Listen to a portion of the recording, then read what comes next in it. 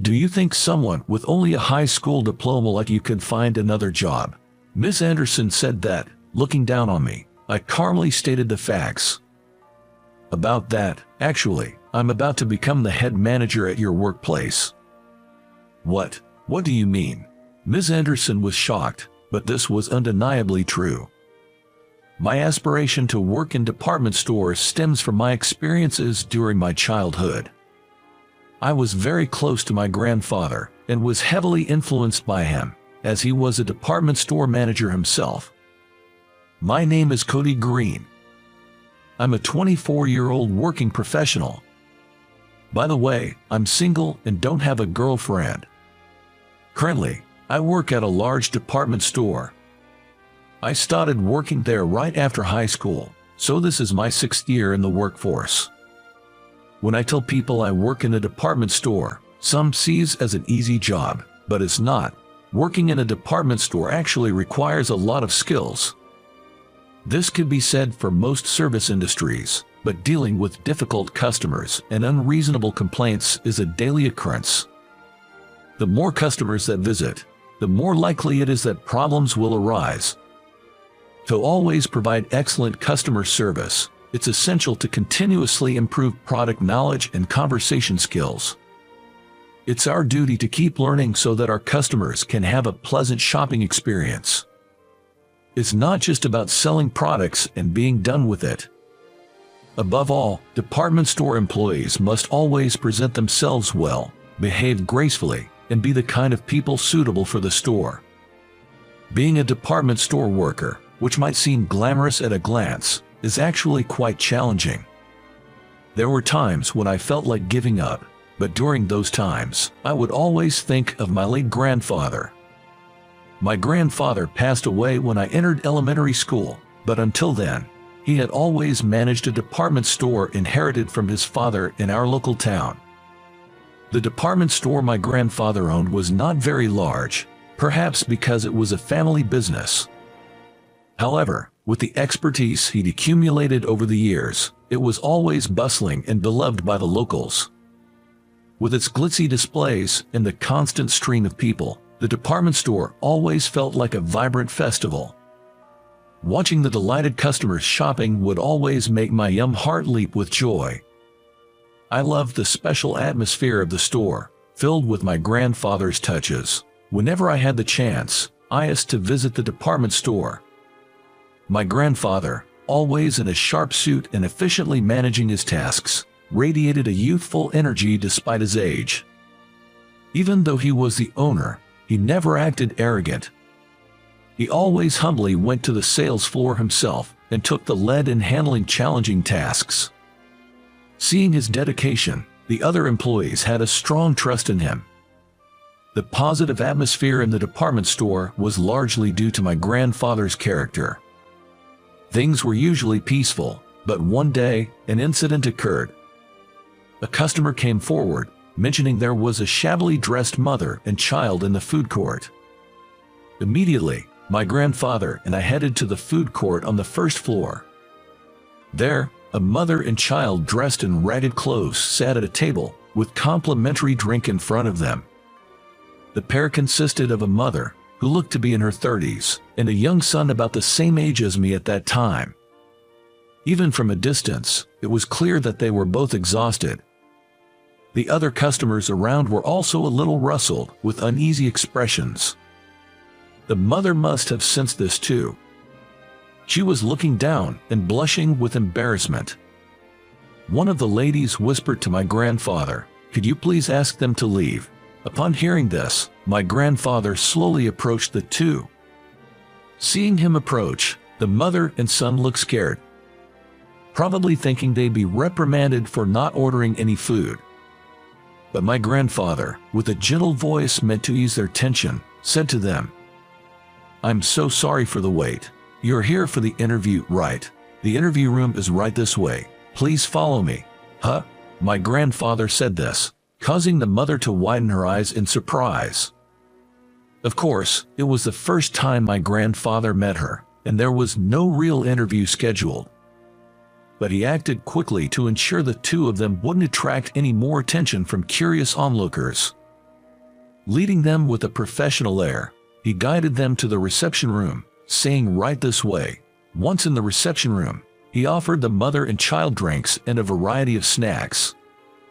Upon asking the mother her name, it was revealed that she was named Karen. And apparently, her son, named Taylor, was around my age. Taylor seemed quite hungry, his eyes shining at the sight of the snacks. Karen apologized profusely to my grandfather. "I'm so sorry for coming to the department store looking like this. We've startled other customers and caused a nuisance." Despite her disheveled appearance, Karen's demeanor and way of speaking were surprisingly refined. Both my grandfather and I were taken aback. Taylor also began to eat the snacks neatly after saying thank you. This parent and child seemed to have proper manners and social skills. "It's no trouble at all, but if you don't mind sharing, is there something difficult going on?" "Well, my husband was abusive, and I managed to escape with my child. Daddy was really scary." "That sounds tough," I said to Taylor, feeling sympathetic even at his young age. "At first, we stayed in hotels to avoid sleeping outside, but we ran out of money, and that's why we were in the food court. I'm truly sorry. There's no need to apologize so much. We've had folks like you come into this department store before. In fact, I have some pamphlets from social services. Would you like some information?" Saying this, my grandfather handed her a brochure. Karen thanked my grandfather multiple times. "Thank you. I never knew there were shelters for women suffering from domestic violence. I think we'll seek help from them first." As Karen prepared to leave with Taylor, then my grandfather said, "Thank you so much for coming. And by the way, Karen, you passed the test." "Huh? What are you talking about?" My grandfather, with a smile, explained. "I'm talking about a job interview. If you're willing, I'd like to formally hire you as a full-time employee here." "Me, a full-time employee?" "Yes. In speaking with you, I see that you have a good interpersonal skill set. This department store also provides you with a uniform and a daycare service for your children. We would very much like to work with you." Tears filled Karen's eyes at my grandfather's words. She kept saying, "Thank you," with a voice thick with emotion. Even now, 20 years later, that moment remains vivid in my mind. I aspired to be just like my grandfather, a man full of integrity and justice, in that moment. Good morning. From that day on, Karen began working as a full-time employee at the department store. Though she looked worn out when we first met, once she applied some makeup and wore the store uniform, she looked entirely different. Karen turned out to be a stunningly beautiful woman. Her polished demeanor meant she quickly fit into her new role. Customers praised her for her pleasant customer service. With a stable salary, Karen's life began to stabilize. While she worked, Taylor spent his time in the daycare. I often played with him there. "Hey, Taylor, I'm sorry it's just hand-me-downs, but I'm giving you some clothes." Saying that, I gave my clothes to Taylor. I knew Taylor's family was still struggling financially, so I wanted to help out. My mom had suggested it.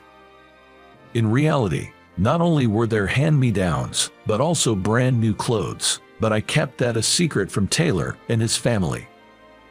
"Thanks a lot. My mom was saying we don't have many clothes, so this helps a lot."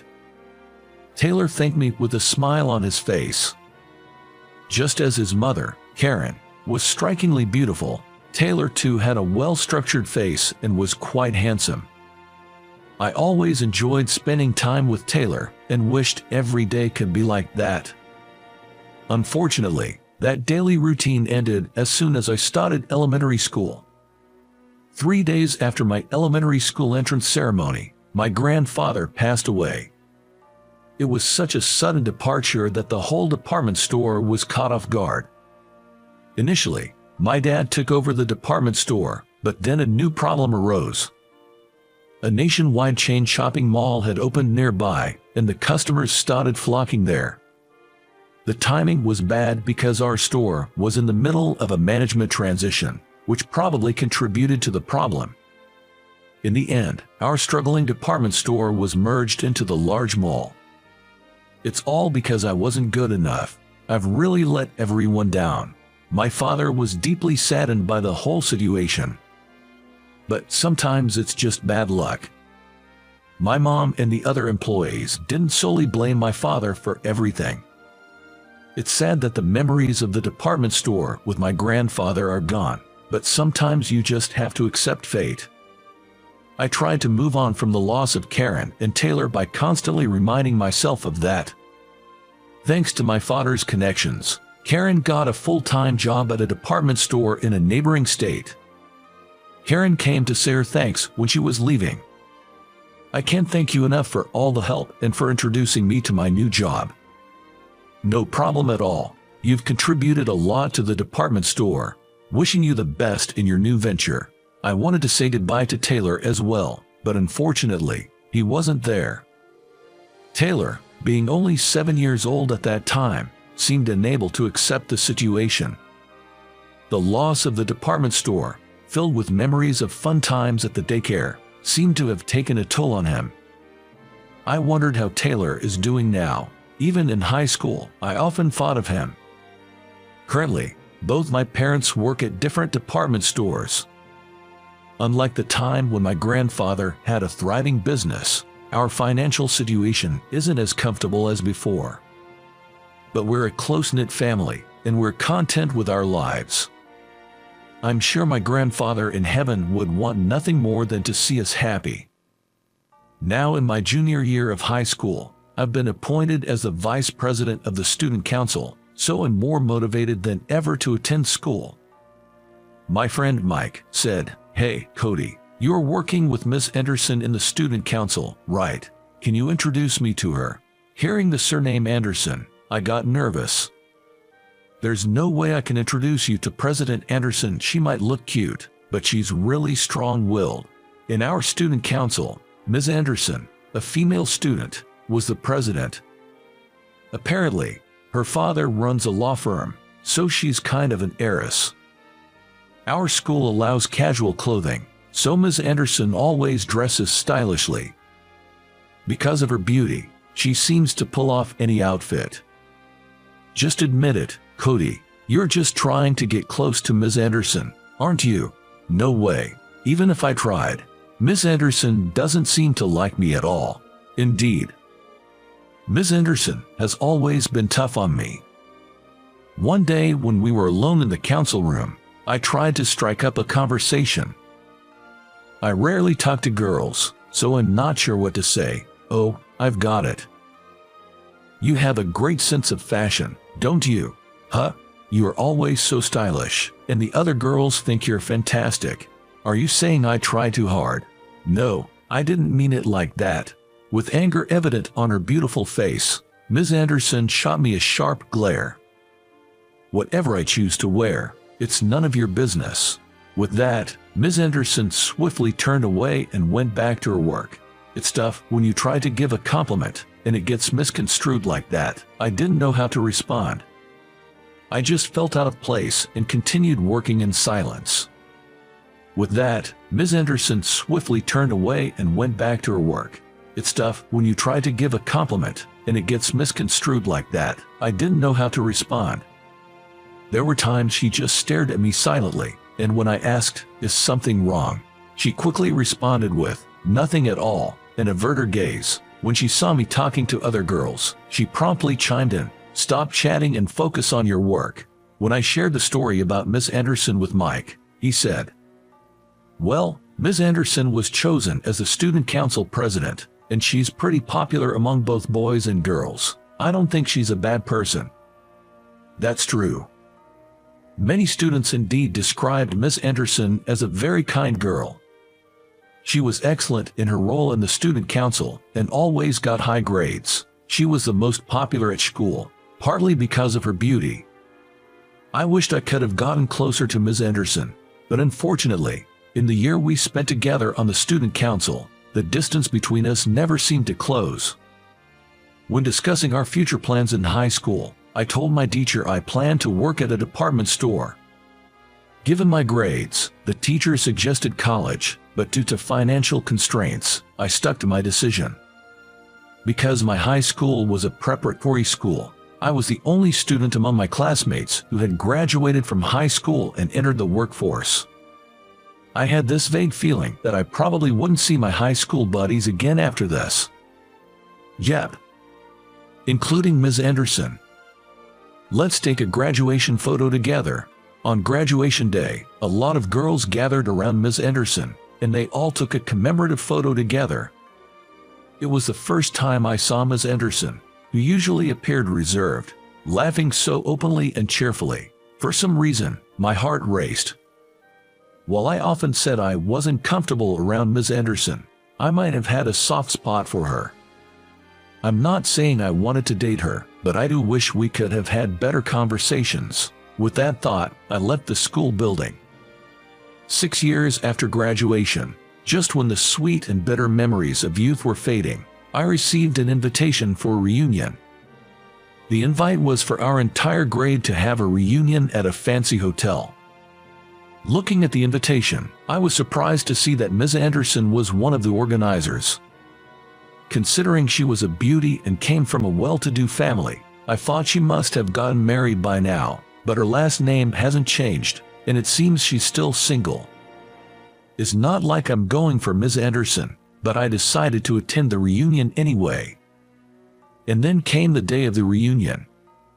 Heading to the hotel, there were far more attendees than I expected. Upon entering, I received a sheet listing all the participants from one of the organizers. The sheet had sections for current status, a message to your high school self, current occupation, and we could learn about everyone's recent life. Come to think of it, this questionnaire was in the invitation. I heard that it was Ms. Anderson's idea to have this survey and to distribute these sheets on the day. I was impressed by her ingenuity. Today, Ms. Anderson was naturally the center of attention, surrounded by many of our classmates and chatting happily. She looked even more stunning than before, elegantly dressed. "Wow, you work at that prestigious department store." "Oh, it's not a big deal," she replied with a smile when asked about her current job, but in reality, getting a permanent position at that renowned department store is quite selective. Given its long-standing reputation, one needs to have decent academic achievements and communication skills, and looks and demeanor suitable for the store's ambience are also important. Considering Miss Anderson graduated from an elite college and her appearance and manners exude elegance, she probably was deemed fit for the store and was offered the position. While I was enjoying conversations with old classmates, I occasionally stole glances at Miss Anderson without her noticing. Though we were both in the student council, I hesitated to approach her. I figured she probably didn't want to mingle with someone like me. But to my surprise, Miss Anderson approached me. I was taken aback, but she said with a straight face, "Cody, long time no see. You left the current occupation section on the questionnaire blank. Are you currently unemployed?" I hadn't expected that topic and replied a bit sheepishly, "Well, sorry, I'm changing jobs soon, so I left it blank intentionally." "Do you think you, with just a high school diploma, can find another job?" Miss Anderson remarked with a hint of condescension. I calmly responded with the facts. "Actually, I'm about to become a manager at your department store." What do you mean?" she asked in shock. That was the undeniable truth. I was about to leave my current job to become a manager at the same prestigious store where Ms. Anderson works. Thanks to decent performance at my current job, and also leveraging connections from my late grandfather, the store owner offered me a position. "So, you mean, you'll be my boss?" she asked incredulously. "Yeah, that's the gist of it."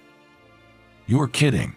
I was on guard, thinking that she might say something, but with a stunned look, she was quite subdued for the rest of the reunion.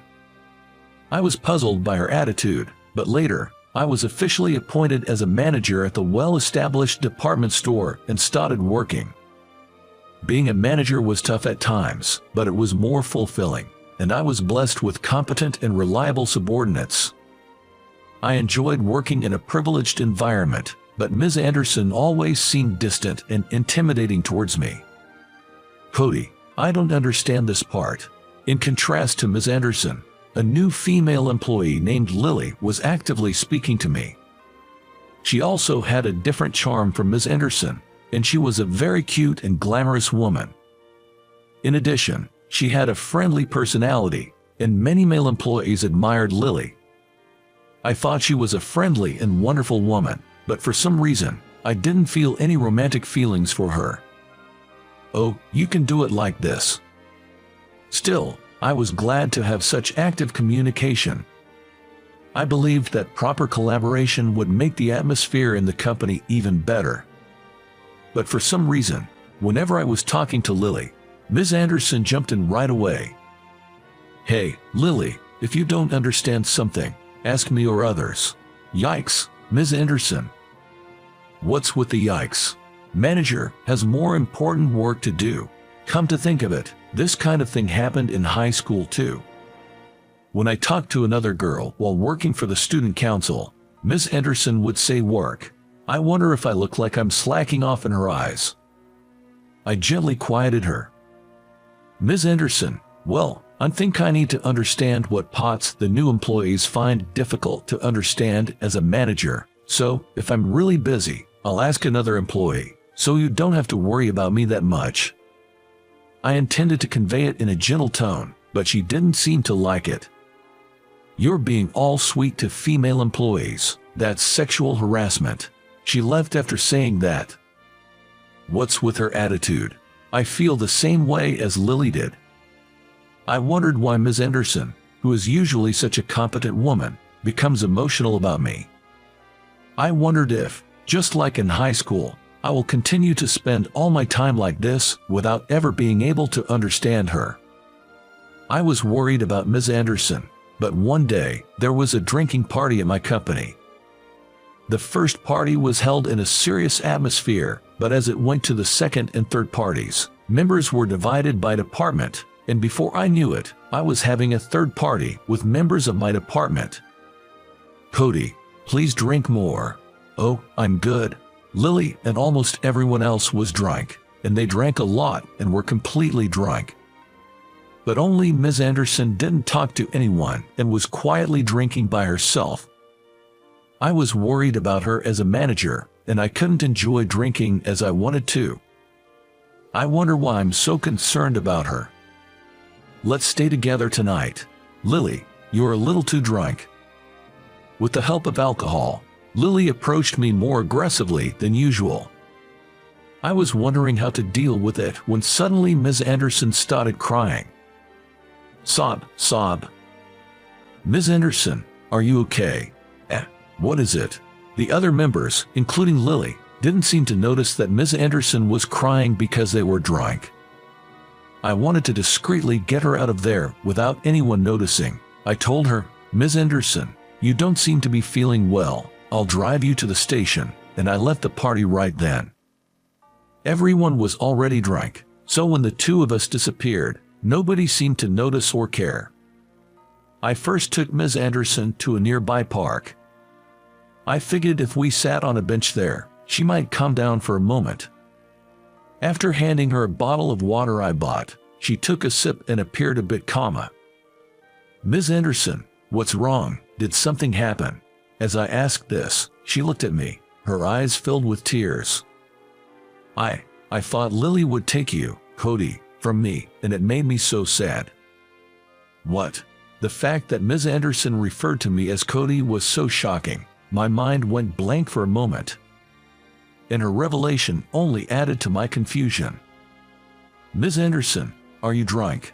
Yeah, if I wasn't drunk, I wouldn't be able to express my feelings this way. Oh, the good old days, back when all we did was innocently play together. I had no idea what she was talking about.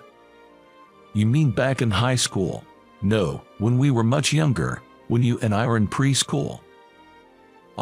It then hit me. I realized Ms. Anderson's first name was Taylor. I had always addressed her by her last name, but she was actually Taylor. but I remembered playing with a boy. Wait, but your surname was different, and besides, wasn't Taylor a boy's name back then? Back then we were Sopo. I had a short haircut and mostly wore hand-me-downs, so everyone thought I was a boy. I wanted to tell everyone I was a girl, especially after Cody gave me his old boy clothes, but it became even harder. Also, my mom remarried, so my surname changed. I couldn't believe it. The popular girl in school, Ms. Anderson, was that Taylor? I was dumbfounded for a moment. Now that I think of it, Ms. Anderson does resemble Taylor's mom. To think that Taylor had grown up to be such a beautiful and mature woman was all too shocking. Tears rolling down her face, she continued. Remember, I never said goodbye to you in the end when we were little. I understand now, as an adult, how heartbroken I was when our favorite department store closed down. I somewhat resented you and your parents. Ms. Anderson, I know it couldn't be helped, but in high school, I hated how I treated you so coldly. I wanted to come forward and say it's me, Taylor, but I didn't want you to see my weak side from back then. So, I dressed up and focused on my appearance. Now that we work together again, I still can't be honest with my feelings. It's pathetic, and that's why I broke down. I'm truly sorry. Taylor. For the first time in ages, I called her by that name. She looked surprised for a moment. I missed the department store owned by my grandpa too, but our friendship is forever, and the memories will always be with us. Nothing has changed between us. We can always start anew. Cody. Taylor called out my name and clung to me. As I embraced her, I realized just how much she'd struggled and suffered from her insecurities.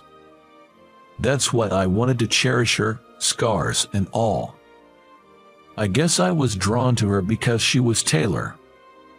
From that day, we started dating and also built a great working relationship. I want to become a wonderful department store manager, just like your grandpa. Seeing Taylor say that with a smile, she truly shined. It must have been my grandpa's kindness that brought us back together.